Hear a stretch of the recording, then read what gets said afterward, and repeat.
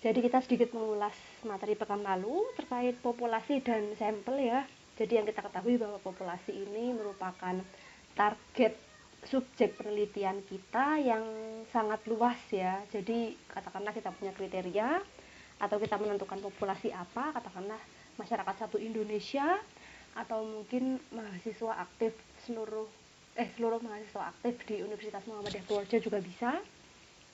Jadi itu kita sebagai peneliti yang menentukan.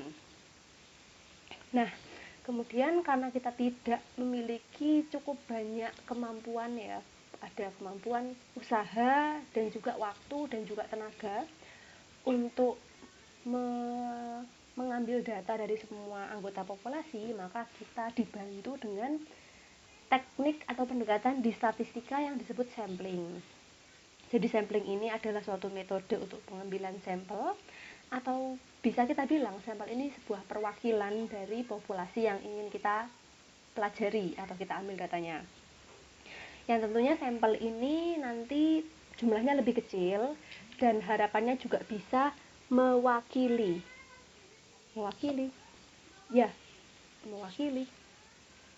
representatif itu mewakili ya, kalau tidak salah mewakili atau bersifat representatif terhadap populasi kita. Katakanlah kalau kita mau mengambil populasinya itu setiap warga negara Indonesia, terus kita ambil samplingnya itu dari semua anggota DPR, itu bisa jadi, karena kan tiap anggota DPR kan jatuhnya juga sama-sama mewakili daerahnya ya, atau mewakili masyarakat di daerahnya. Jadi katakanlah kalau seluruh masyarakat Indonesia itu populasinya, maka sampelnya itu kita ibaratkan sebagai anggota DPR. Nah, kemudian cara mengambil sampling sendiri itu ada beberapa macam. Setidaknya ada 2 berdasarkan ini ya, dasar pemikirannya atau dasar pendekatannya. Yang pertama, probability sampling atau pengambilan sampel dengan peluang ya atau probabilitas, dan yang kedua adalah non probability sampling atau pengambilan sampel dengan tanpa mempermasalahkan terkait peluang dari subjek kita.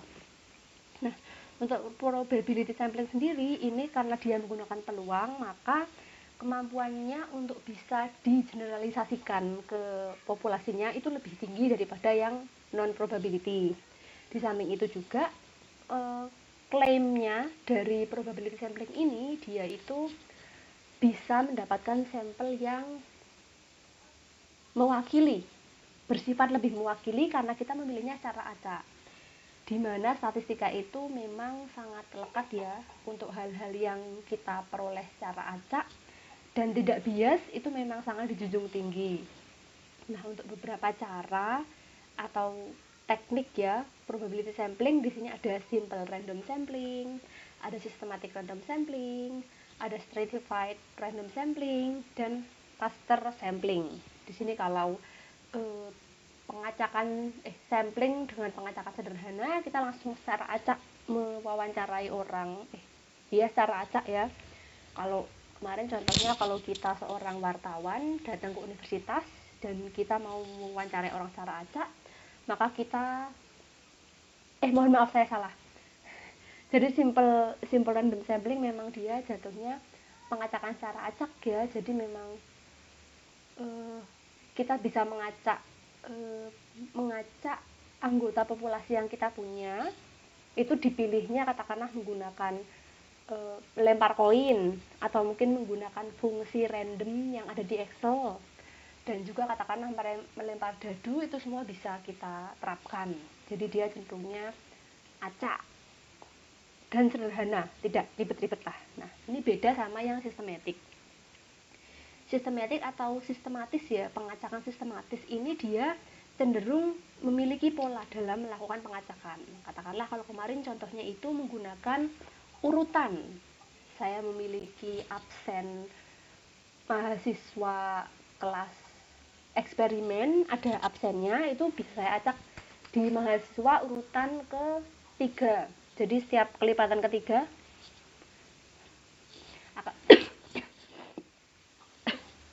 akan menjadi sampel saya. Kemudian yang ketiga ada stratified random sampling atau pengacakan bertingkat. Jadi pertama kita mengacak kelompok yang sudah ada, contohnya ini ya, kemarin program studi bukan ya?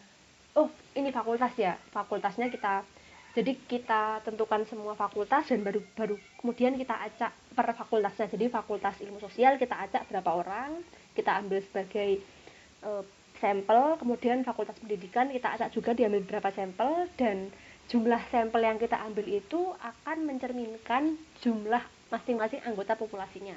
Jadi katakanlah kalau yang ilmu sosial ada 20% secara populasi, maka sampel kita juga harus proporsinya 20% dari proporsi sampel yang kita ambil pada akhir.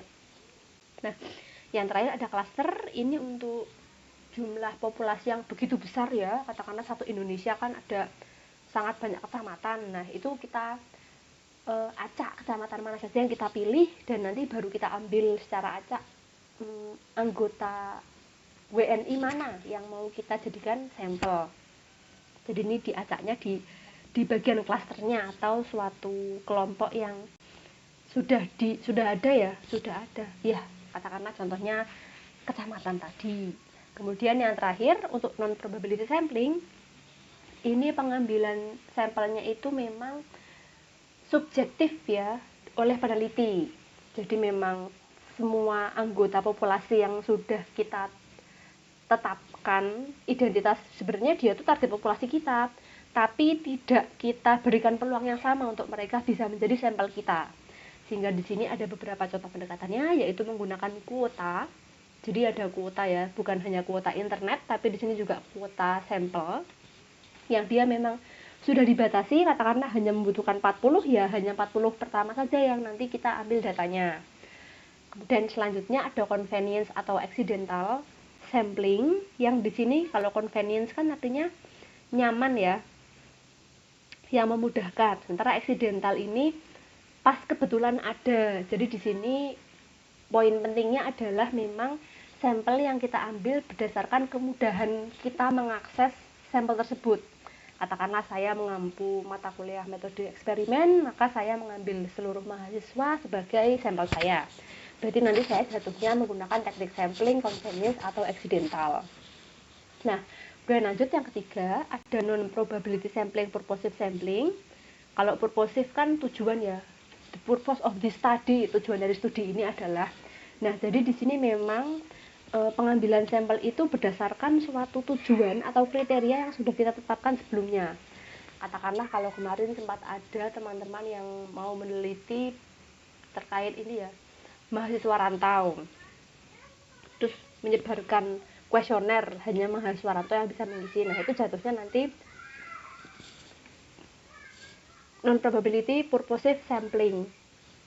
Jadi ada suatu tujuan yang ingin kita tuju dalam studi, dan itu nanti kita cerminkan dalam suatu kriteria yang memang kita cari dalam sampel yang ingin kita kumpulkan datanya.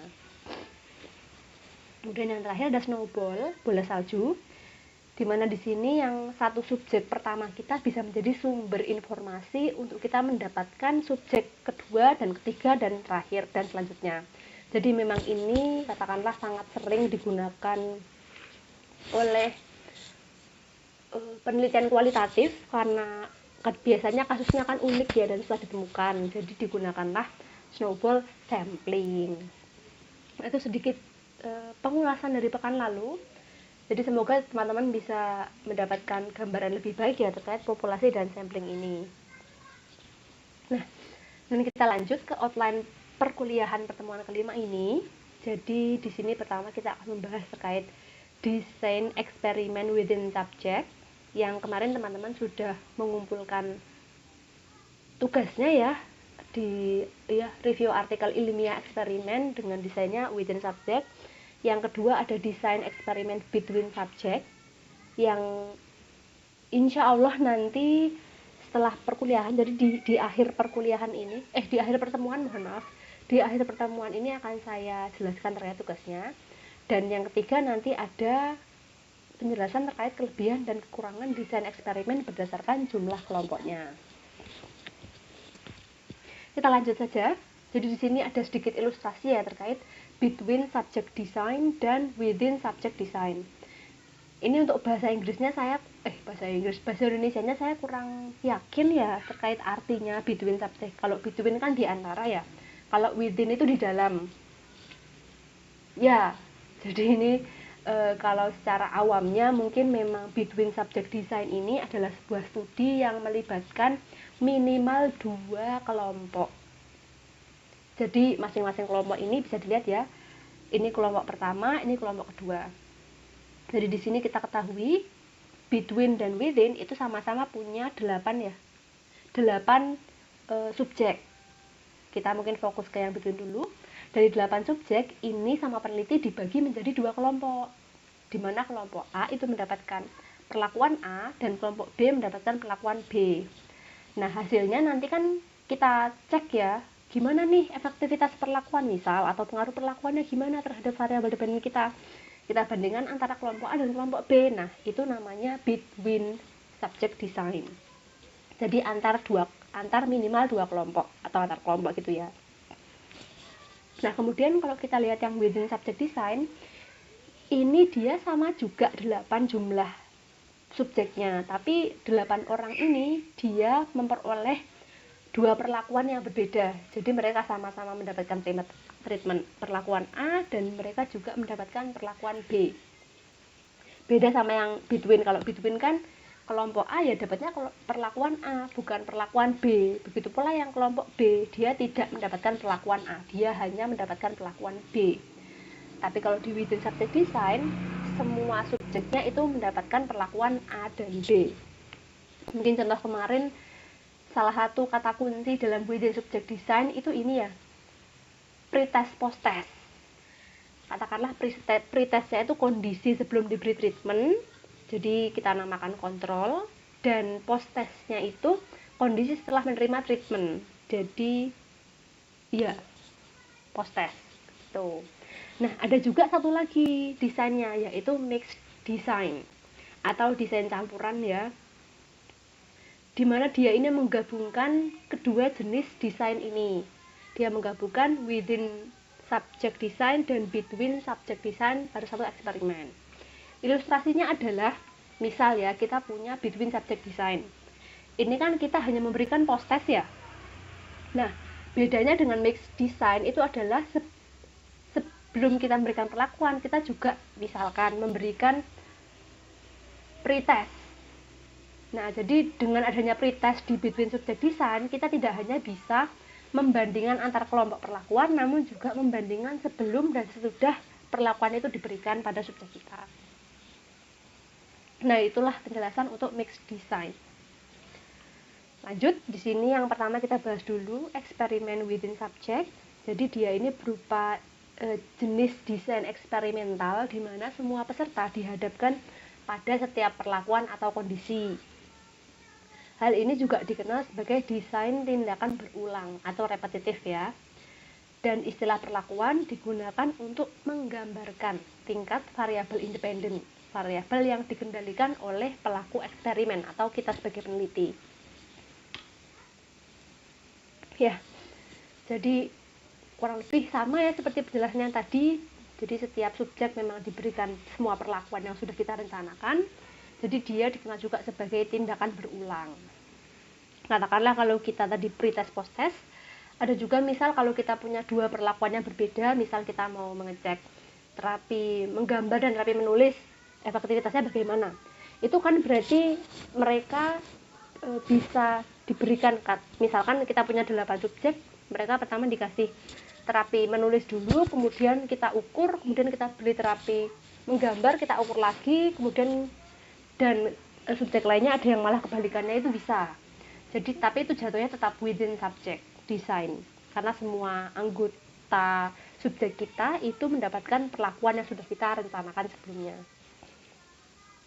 Nah, yang kedua penjelasannya terkait eksperimen between subject. Dia ini jenis metode eksperimen yang umumnya meminta partisipan dalam penelitian untuk menjadi bagian dari kondisi perlakuan atau kondisi kontrol, namun tidak keduanya. Jadi katakanlah kita punya 1 subjek, satu subjek ini itu punya dua kemungkinan dalam studi kita. Entah dia akan menjadi kelompok kontrol atau dia akan menjadi kelompok perlakuan. Jadi tidak bisa dia mendapatkan dua perlakuan, tidak bisa dia hanya bisa dapat satu macam aja. Nah, sini penjelasan lebih lanjut. Kondisi perlakuan merupakan variabel yang diuji peneliti untuk mengumpulkan data dan menganalisis hasil. Kemudian di sini kondisi terkontrol merupakan variabel yang telah diuji oleh peneliti dan digunakan hanya untuk membandingkan dengan hasil dari kondisi perlakuan yang diteliti. Jadi di sini kurang lebih penjelasannya sama ya. Jadi perlakuan itu adalah sesuatu yang kita berikan ke subjeknya, dan kontrol itu adalah suatu pembanding yang kita tuh bisa cek apakah betul perlakuan kita itu bisa meningkatkan katakanlah ketenangan seseorang, atau dalam konteks lain kan kemarin contohnya ini ya, pengaruh komunikasi terapeutik kepada kecemasan pasien operasi premayor.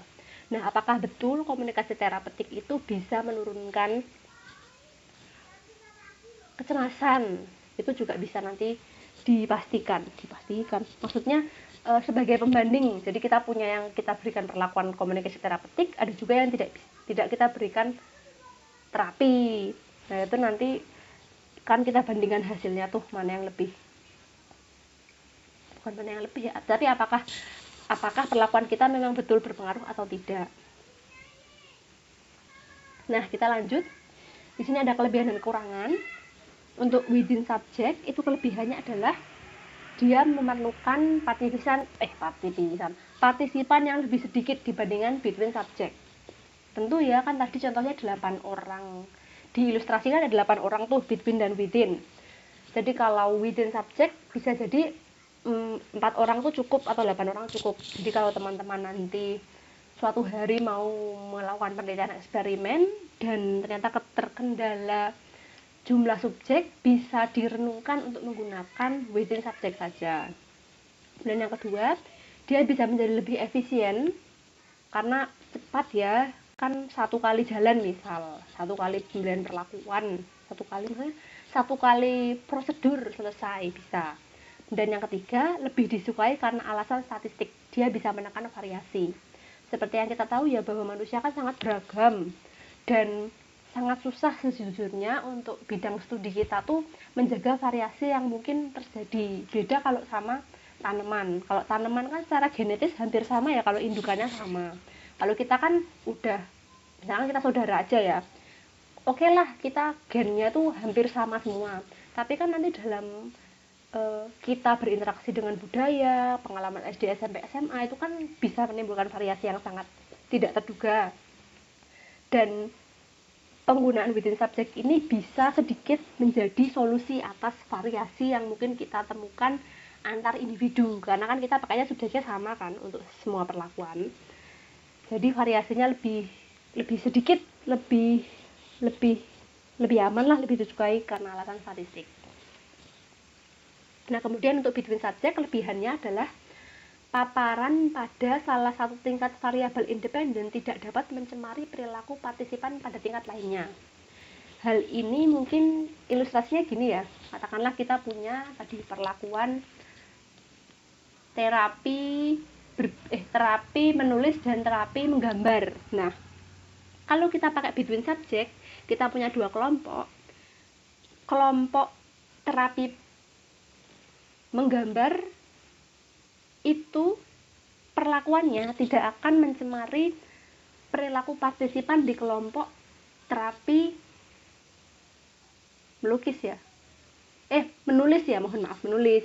Jadi ini sesederhana, kalau di within subject misal kita punya subjek yang diberikan dua macam perlakuan tadi, kan bisa jadi variabel dependen yang kita ukur setelah pemberian perlakuan terapi menulis dan terapi menggambar itu sebenarnya tidak murni hanya satu perilaku, tapi bisa jadi akumulasi dari dua perlakuan itu yang kita cek, kita ukur dampaknya.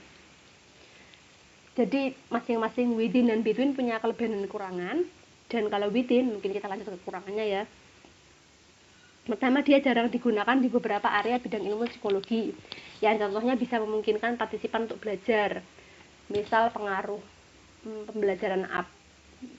pengaruh pembelajaran online kepada kemampuan kecerdasan misalnya kemampuan mahasiswa menjawab soal misal. Nah, itu kan kalau kita memberikan beberapa perlakuan dan soalnya sama, itu kan lama-lama mereka bisa menghafal soalnya kan ya. Jadi nanti ada kemungkinan terjadinya partisipan belajar, di mana pengaruh ini itu sesuatu yang kita hindari, karena kita maunya perlakuannya itu hanya dari perlakuan yang kita berikan. Sementara karena kita manusia ya, itu kita sangat mungkin sekali untuk akhirnya menimbulkan mekanisme untuk bisa mempelajari apa yang ada di depan kita, entah secara sadar ataupun tidak sadar. Kemudian ada juga yang namanya kontaminasi berupa carry over effect. Jadi ini kontaminasi ya, partisipan biasanya terkontaminasi oleh paparan pada tingkat tertentu dari variabel independen maupun urutannya. Jadi ada order effect.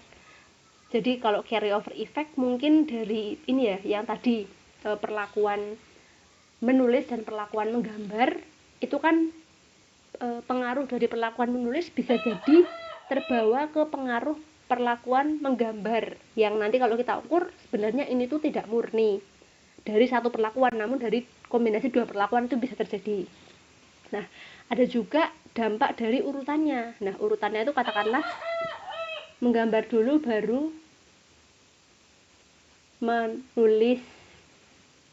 Ada juga yang menulis dulu atau menggambar, itu bisa jadi berbeda hasilnya karena urutannya beda.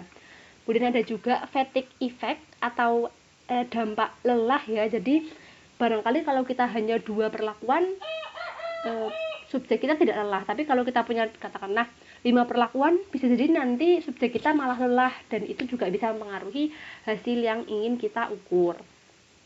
Dan lanjut untuk between subject, kekurangannya adalah kelompok yang ditugaskan pada setiap tingkat variabel independen mungkin tidak setara satu sama lain pada beberapa dimensi. Ini contoh tadi ya. Jadi setiap orang yang ada di masing-masing kelompok kan bisa jadi mereka memiliki variasi secara individu ya. Dan nanti kalau kita ngecek bisa jadi katakanlah kelompok pertama itu memang sudah memiliki bakat menggambar. Secara tidak sengaja bisa terjadi. Sementara kelompok B itu mereka memang tidak memiliki bakat menggambar.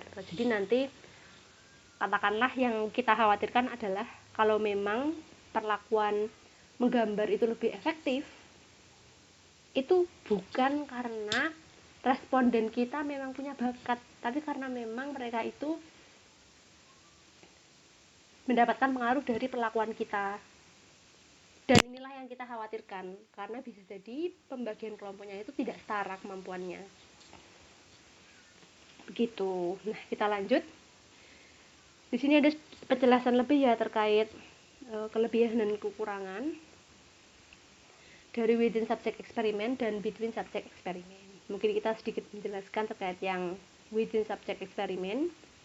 Kelebihannya tadi seperti yang sudah disampaikan, memang kita hanya membutuhkan lebih sedikit responden. Dan yang kedua, waktunya lebih singkat. Experimental time is shorter. Jadi waktu kita eksperimen lebih singkat. Dan yang ketiga, terdapat keragaman antar kelompok itu lebih kecil. Nah, tapi kelemahannya adalah sangat memungkinkan terjadinya transfer antar kondisi atau antar perlakuan ya, pengaruh dari perlakuan. Kemudian ada ABBA counterbalancing, di mana dia itu mengasumsikan dampak confounding linear. Padahal confounding kemarin yang sempat kita hindari ya, tapi salah satu cara untuk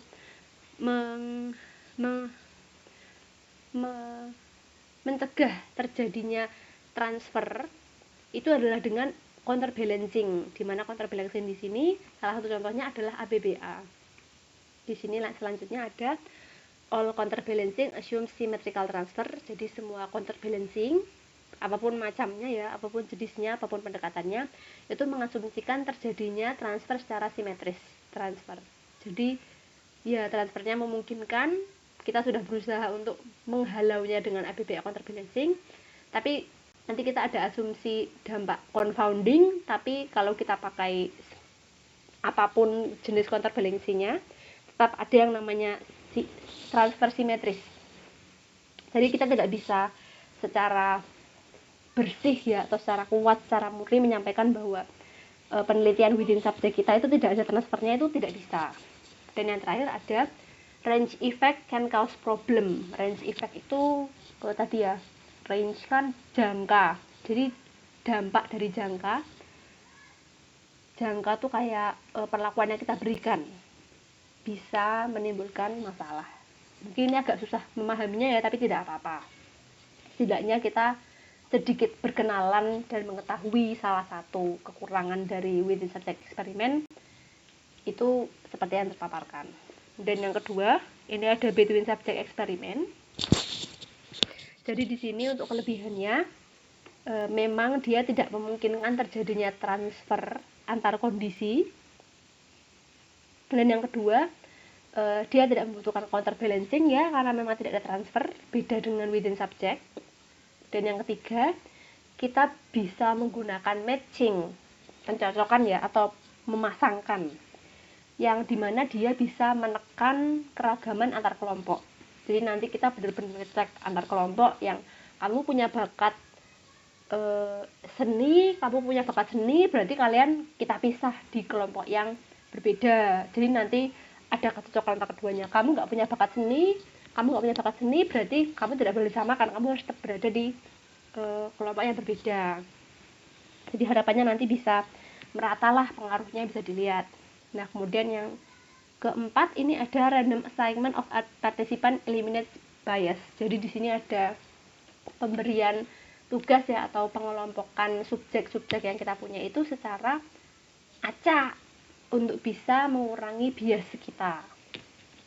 Nah, kemudian kelemahannya adalah pertama, memungkinkan perbedaan antar kelompok ya tadi. Kemudian yang kedua, ada beberapa peserta, more participant, dia membutuhkan lebih banyak peserta. Kemudian yang ketiga, membutuhkan lebih banyak waktu eksperimen, karena beberapa kelompok ya tidak bisa dilakukan satu waktu. Kemudian ada matching, yang dia itu membutuhkan waktu dan tenaga kita, untuk pada akhirnya kita bisa menegakkan asumsi bahwa tidak terjadi transfer dari usaha kita melakukan matching. Jadi memang agak tentu ribet ya untuk eksperimen ini, tapi untuk yang suka merancang, mungkin ada kepribadian yang memang suka merancang, yaitu memang sangat cocok sekali kalau mau menerapkan desain penelitian eksperimen ini, dengan tentunya mempertimbangkan dengan betul ya kelebihan dan kekurangan masing-masing desainnya. Nah, ini ada salah satu video, jadi dia ini menyampaikan bahwa ada cara untuk kita mengatasi dampak dari carryover, itu dengan cara appropriate washout period. Jadi memberikan periode cuci ya, periode penyucian yang pas.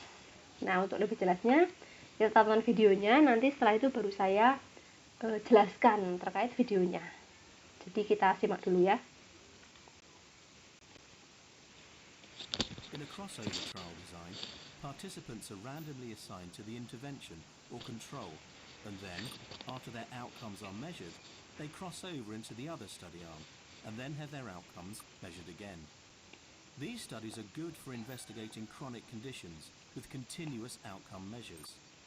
With this study, however, there is a problem. The intervention has carryover effects, which is confounding the results in the control arm. Participants are still experiencing the effects of the intervention when they should just be experiencing the effects of the control. When the intervention has carryover effects, it is important in this type of study design to have an appropriate washout period in order to avoid biased results. With an appropriate washout period, participants are able to return to their approximate baseline level on the outcome prior to crossing over into the other study arm. Ya, ini contohnya misal ya, kalau kita mau ada Design. penelitian dengan ini penyakit kronis, yang katakanlah kita sampelnya sangat terbatas. Kan kita tidak bisa kalau mau menerapkan between subject design, kita menggunakannya within subject design. Dan tentunya kan kita pasti mengembangkan beberapa perlakuan ya untuk bisa meringankan gejala atau bahkan menyembuhkan penyakit kronis dari pasiennya. Nah, jadi ini kalau kita cek ada kelompok intervensi atau perlakuan yang kita berikan dan ada juga kelompok kontrol. Jadi di sini ada dua subjek, awalnya warna abu-abu ya, dia masuk ke perlakuan, warnanya jadi berubah, yang intervensi menjadi warna biru dan kontrol menjadi warna merah. Kemudian setelah dia keluar, masuklah dia ke apa itu namanya? Urutan kedua perlakuannya. Jadi yang merah ini masuk perlakuan intervensi atau perlakuan, dan yang kelompok biru ini dia masuknya ke kelompok kontrol. Tapi yang kita hadapi malah bisa jadi keduanya ini ya hasilnya. Oh,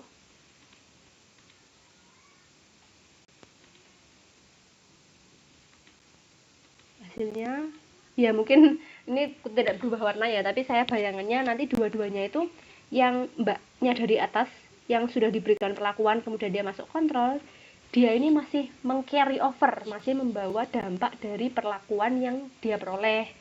Jadi untuk dampak kontrolnya tidak bisa kita kenali dengan baik. Nah, padahal yang kita butuhkan kan ya kita butuhnya pengaruh dari intervensinya bagaimana dan pengaruh dari kontrolnya itu bagaimana. Jadi di sini yang diusulkan oleh ini ya maksudnya. Ini yang berubah warnanya. Jadi yang awalnya tuh biru sama merah, nanti kalau dia sudah dituker itu nanti jadinya sama-sama biru. Nah, di akhirnya itu. Padahal kan harusnya kita tuh mau cek sebenarnya beda nggak sih perlakuan kita, efektif nggak sih perlakuan kita dan dibanding sama kontrol tuh gimana gitu. Jadi dari sini penelitinya itu menyarankan agar kita bisa melakukan yang namanya appropriate wash out period, atau kita mencuci atau membersihkan ya, atau menetralkan kondisi dari pasien atau subjek kita sehingga dia siap untuk mendapatkan perlakuan yang memang nanti kalau hasilnya kita ukur itu ya memang murni dari pengaruh perlakuannya. Jadi di sini mereka sudah masuk perlakuan itu warnanya berubah ya, yang intervensi jadi biru, yang kontrol jadi merah, dan dia dicuci, dinetralkan lah kondisinya ya dengan dalam suatu waktu yang cukup panjang sampai nanti mereka warnanya jadi abu-abu. Nah, ini abu-abu setelah dia netral kondisinya barulah dia lanjut ke perlakuan selanjutnya. Jadi kita bisa cek bagaimana pengaruh dari masing-masing perlakuan terhadap mereka. Jadi ini sedikit contoh ya untuk menetralkan kondisi mereka. Sementara kalau kita kan mungkin di kondisi psikologis kita ya, jadi itu mungkin bisa menjadi salah satu pertimbangan. Nah, yang kedua ini itu juga cara untuk kita bisa menanggulangi atau menghadapi atau mencegah terjadinya carry over effect.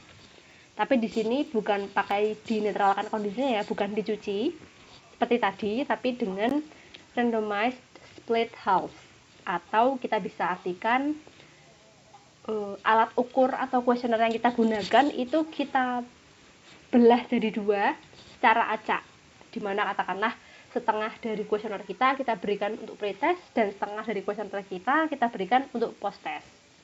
Untuk penjelasannya kita simak dulu, setelah itu nanti baru akan saya jelaskan. Hi everyone, my name is Valerie and I'm a psychology major from UCLA. I'm going to be talking to you about reducing carryover effects in within subjects designs. My faculty advisor is Dr. Amanda K. Montoya, part of the Quantitative Research Collaboratory. So, in psychological research and other substantive fields, there are often within subjects designs and between subjects designs. In within subjects designs, each participant is in every experimental condition. We don't split people off into different conditions, they just go through all of them. This leads to an increase in statistical power due to more of the variation being able to be attributed to the person themselves. and decreased sample size because, again, they're just going through every condition. You're not getting different people to do different conditions. However, a downside to within subjects designs is the presence of carryover effects. Carryover effects are anything that is being measured by the scale that is not what you intended to be measured. So, for example, it could be practice effects where an individual has seen the questions or items more than once and is just remembering their previous responses. So ideally, we would want to reduce these effects but keep the good attributes of within subjects designs. So we propose administering separate randomized halves of scales so that participants never see the same items more than once. And then we're avoiding presentation order as a covariate. We used a secondary data set, so it was one study with two different implementations. The traditional one, implementation 1, is when each person would get each 10 items of the scale. For implementation 2, we randomly split it so that someone would have data for a randomized half. So in the graphic, for example, they would have a response for item 1 in the wave 1 or pretest, but not in the second version. And so we would randomize that for each participant. We used McDonald's omega. So in psychological scales, there is a construct of reliability. So how reliable is your scale when the same person takes it multiple times or different people in different populations? So for example, when you took the SAT, at least for myself, my score did not change that much, and that's good. It's showing that the scale is measuring what it should be measuring, not something extraneous. We also looked at individual item difficulties with item characteristic curves. So item characteristic curves basically tell you what a good or bad item is. So a good item can give you a lot of information under the curve, as we see in this graphic, and a bad item is flatter, close to like a zero slope. It's not really telling you that much about the item or question. So how are we observing carryover effect using this? So we believe that an increased item reliability between the first and second administrations of the scale indicates an increase in carryover effects. So the reason for this being that how would an item suddenly become more reliable, right? It has to be measuring something else, such as carryover, that is driving these results. We predict that a within subject study implementing a scale with randomized split halves will have reduced carryover effects, as opposed to a traditional within subject study where everyone sees the same items at each administration. So these are the item information curves, or the item characteristic curves in this case. So study 1 is on the left, and again, that's the traditional one. In the second administrations, the curves did go down, and that's indicating that they're less reliable. In study 2, we see the same trend. However, as we'll see on the next slide, the numbers paint a little more of a clear picture than just these graphics. So if we look at the table for the part that's in red, for implementation 1, we started with 0.81 reliability for both scales, right? The traditional one and the randomized split halves, and we ended with the same thing overall. However, in wave 1, they both start at 0.81, but for wave 2, for the traditional one, reliability actually increases, and we believe that indicates carryover. Therefore, looking at the results, we believe that the implementation of the within subject design with randomized split halves did reduce carryover as opposed to the traditional implementation. Thank you again to Dr. Amanda Montoya. Ya. Oke, ini sudah selesai. Mungkin singkatnya memang pertama Mbaknya menjelaskan terkait bahwa adanya carryover effect kalau kita katakanlah memberikan item ya atau alat ukur, katakanlah kuesioner, yaitu lebih dari satu kali. Jadi malah ada nanti efek pembelajaran dari responden kita, sehingga kita harus waspada dan menurunkan atau menekan dampak tersebut dengan cara tadi membagi kuesioner kita menjadi 2 bagian secara acak, di mana nanti respondennya itu tidak melihat item atau butir yang sama lebih dari 1 kali, dan kedua kita tidak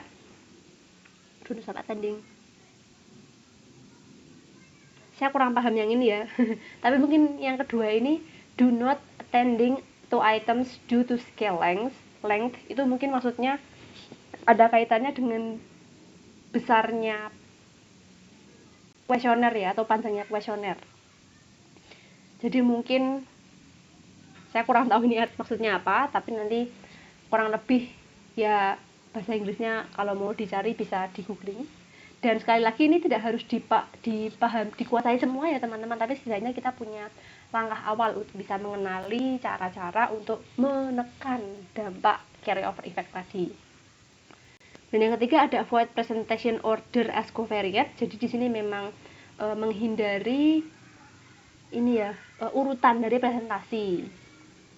Nah, kemudian di sini di analisisnya itu menggunakan item response theory ya, ada reliabilitas menggunakan McDonald's omega, dan juga karakteristik item curves atau kurva karakteristik item yang menjadi salah satu parameter dalam analisis menggunakan pendekatan ini. Di sini kalau dilihat, jadi hipotesisnya adalah betul bahwa kalau kita menggunakan cara konvensional, jadi satu skala itu yang pre-test dan post-test semuanya kita berikan itemnya, jadi responden setidaknya mendapatkan 2 paparan dari item yang sama ya, itu malah reliabilitasnya meningkat. Jadi ada kondisi ini ya, pembelajaran tadi, tapi kalau kita belah jadi 2 alat ukurnya untuk reliabilitasnya tidak meningkat. Jadi ini indikator bahwa betul cara yang diajukan ini, randomized split halves, bisa untuk menekan carryover effect tadi. Begitu. Kita lanjut. Nah, sekarang kita membahas terkait counterbalancing. Ini berarti tinggal 10 menit lagi ya? Iya betul, tinggal 10 menit lagi di meet ini, nanti setelah ini kita pindah ke ruang yang kedua.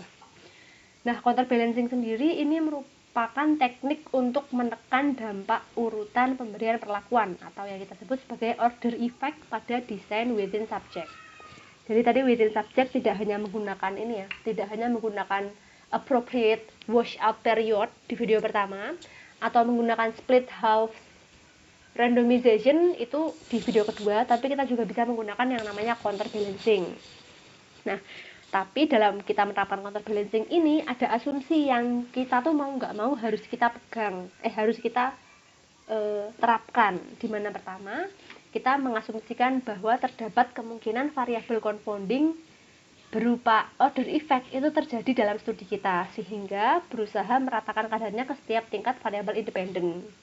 Harapannya order effect yang tadi sebagai variabel confounding itu ya akan sendirinya mengalami counterbalance, atau dia tuh mengalami keseimbangan di counter. Dampaknya jadi lebih netral gitu ya, dan tidak menimbulkan bias dampak dari variabel independen. Beberapa contohnya ada ABBA counterbalancing, ada symmetrical transfer, ada complete dan partial counterbalancing, dan yang terakhir Latin square. Sekali lagi ini contoh, jadi teman-teman memang tidak harus memahami semuanya, tapi kalau mau mendalami pendekatan penelitian eksperimen, tentu ini wajib untuk dipahami ya, kalau yang mau. Nah, ini ada sedikit contoh terkait counterbalancing, mungkin nanti kita bahas setelah melihat videonya. What is counterbalancing? Counterbalancing involves testing participants in different orders. With counterbalancing, participants are randomly assigned to orders. For instance, if we designed a within-subject experiment, To test if infants prefer listening to a familiar voice, we might have half of the infants hear their father's voice first, and half of the babies hear a stranger's voice first. Ya, di sini contohnya kan ini ya, kalau dalam studi within eksperimen, kita akan menerapkan counterbalancing dengan cara mengacak urutan perlakuan yang kita berikan ke, contohnya di sini seorang bayi. Jadi variabel dependennya itu berupa preferensi bayi terhadap suara, dan variabel independennya, perlakuannya itu berupa rekaman suara yang pertama dari orang asing, yang kedua rekaman suara dari bapaknya sendiri. Nah, dari beberapa bayi yang dikumpulkan nanti akan diacak. Bayi pertama itu dapatnya perlakuan suara bapaknya dulu, baru perlakuan orang asing. Kemudian bayi ke-6 dia dapat suara orang asing dulu baru bapaknya, itu kan kita acak. Jadi itu adalah suatu cara kita untuk bisa counterbalancing tadi, jadi bisa menghilangkan transfer ya antar perlakuan. Iya, dalam subjek yang sama. Kita lanjut, di sini ada penjelasan bahasa Indonesia, tapi sepertinya masih ada ya 7 menit. Ini berapa menit ya? Ya mungkin kita cek dulu ya penjelasannya. Ini bahasa Indonesia, mungkin lebih mudah dipahami. Kalau teman-teman ingin mendalami juga nanti bisa diklik. Tapi sebentar saya play-nya dulu. Sehingga teknik kontrol counterbalancing. Ya. Jadi, counterbalancing itu adalah prosedur yang memungkinkan peneliti untuk mengontrol efek dari variabel pengganggu dalam desain penelitian, yang dimana partisipan yang sama berulang kali mengalami kondisi, perlakuan, atau rangsangan. Misalnya, dalam subjek atau tindakan real. Counterbalancing mengacu pada variasi sistematis dari urutan kondisi dalam penelitian yang meningkatkan validitas interval penelitian. Lebih mudahnya, counterbalancing ini digunakan untuk mengontrol efek urutan yang timbul sebagai akibat pemberian perlakuan yang terjadi akibat pemberian beberapa perlakuan pada masing-masing subjek penelitian. Oleh karena itu, teknik kontrol ini hanya digunakan dalam penelitian eksperimental within subject. Nah, agar kalian lebih paham, di sini terdapat contoh dari teknik kontrol counterbalancing ini. Contohnya, pengaruh warna huruf terhadap urutan. Ada 3 variasi warna huruf yang dimanipulasi, yaitu merah, biru, dan kuning. Setiap subjek mendapatkan 3 bacaan, di mana pada setiap bacaan menggunakan warna huruf yang berbeda. Subjek yang diberikan bacaan yang warna huruf urutan merah, biru, kuning kemungkinan besar akan mendapatkan skor tes ingatan berbeda dibandingkan apabila diberikan bacaan dengan warna huruf yang berbeda, contohnya kuning, merah, biru. Oke, tadi kita udah kenal nih sama teknik kontrol counterbalancing.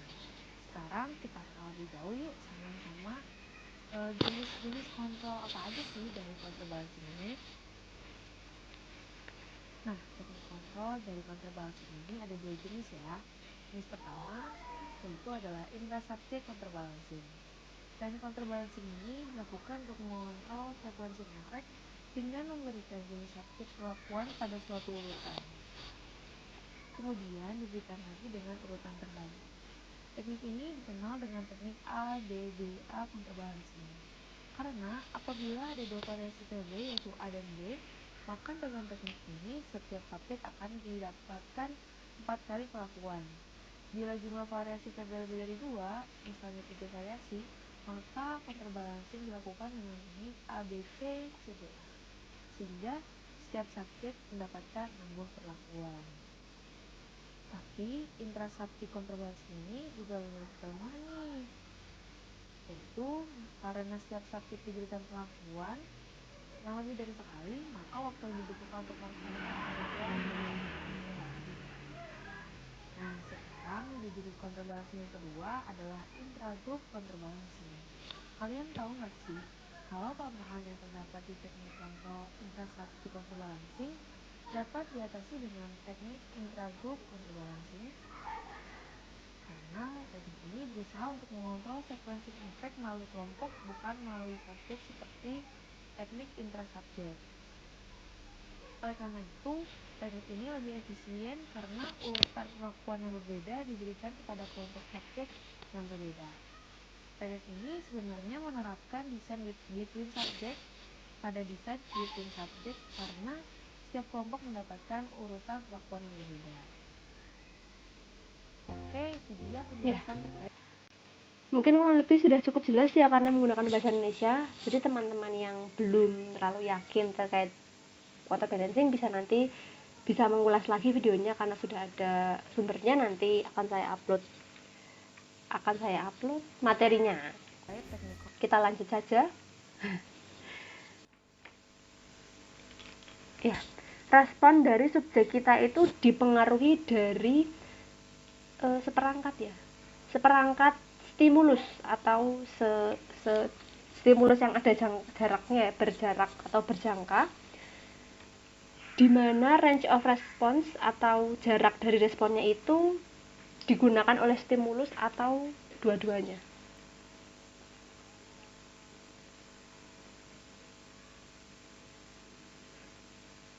Mungkin ini agak membingungkan ya. Jadi setidaknya kita sedikit mengenali dulu lah bahwa kalau dalam counterbalancing utamanya itu di within subject, ada juga yang namanya dampak dari jarak, dampak dari jangka, range effect.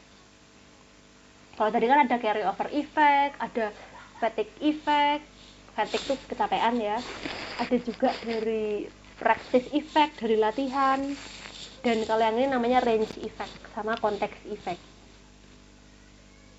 Jadi intinya kalau di within subject itu ada beberapa dampak lain selain perlakuan kita yang tentunya harus kita kenali ya untuk bisa kita halau dampaknya. Jadi kita memang benar-benar mendapatkan pengaruh itu dari pengaruh perlakuan yang kita berikan, bukan yang aneh-aneh yang belum kita dapat identifikasikan itu. Jadi sebelum kita melakukan studi eksperimen within subject, tentunya kita selain memastikan variabel-variabel yang variabel kontrol, variabel acak, itu kita juga mengecek ya, mengantisipasi adanya efek-efek lain yang bisa mengaruhi variabel dependen kita. Nah, kemudian yang terakhir ini matching. Jadi matching ini itu salah satu pendekatan yang kita gunakan untuk between subject ya. Jadi untuk desain eksperimen antar kelompok. Jadi di sini peneliti memasangkan partisipan yang mirip pada masing-masing tingkat variabel independen. Jadi pertama kita punya 8 subjek yang ini. Ya, kita punya 8 subjek. Kita pasangkan mereka semua 4-4 jadi 2 kelompok. Jadi katakanlah subjek A mirip sama subjek Z, subjek C mirip sama subjek E. Nah, itu nanti kita samakan semua.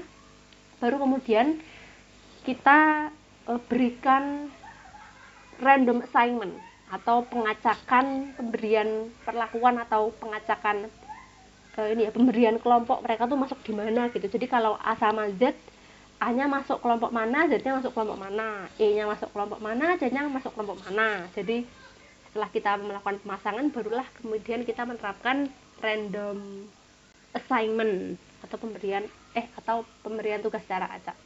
Untuk materinya sudah selesai ya teman-teman. Nah, ini ada doa ya, doa dari salah satu mahasiswa yang membantu saya dalam menyusun PowerPoint ini. Jadi terima kasih, semoga apa yang kita usahakan senantiasa membuahkan hasil yang maksimal. Sebagaimana untuk segala hal yang kita lakukan selama kita bersungguh-sungguh, pasti kita akan mendapatkan hasil sesuai usaha yang kita lakukan.